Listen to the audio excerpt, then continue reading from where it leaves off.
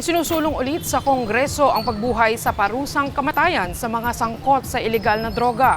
Kasunod ito ng nakuhang impormasyon tungkol sa pag-recycle umano ng mga nakumpiskang droga ng mga otoridad. Paano nga ba nangyayari ang pag-recycle ng ipinagbabawal na gamot?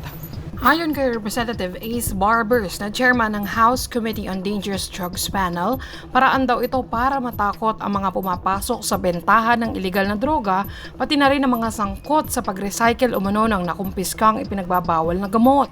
Sa method ng recycling, siguro doon pa lang sa pag-iinventaryo ng ebidensya na makakalap, dapat stricto na kaagad. Batay sa naging pagdinig ng komite sa Kongreso, lumalabas na binibigyan umano ng ilang miyembro ng Philippine National Police o PNP at ilang tauhan ng Philippine Drug Enforcement Agency o PDEA ang kanilang mga impormante o asset ng mga nakumpiskang droga kapag nakakuha sila ng positibong tip at impormasyon. Ang tawag daw nila sa mga nakumpiskang shabu, basura. Dagdag pa ni Barbers, umaabot ng 30 to 70% ng nakumpiskang droga ang ibinibigay sa mga asset. Kapag naibenta, saka magbibigay ng porsyento ang impormante sa sangkot na otoridad.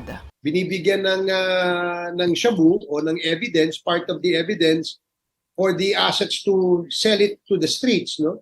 At kapag naging cash na ito, na-convert na into cash, binabalik ito doon sa mga operatives. Doon siya magkakaroon ng porsyento. Sagot naman ng PNP, iimbestigahan nila ang pag-recycle umano ng droga at sisiguraduhin mapananagot ang sino mang mapatutunayang sangkot dito. Hindi naman po ito ang policy ng PNP na mag-recycle ng drug. Hindi po ito papayagan at ito-tolerate ng PNP.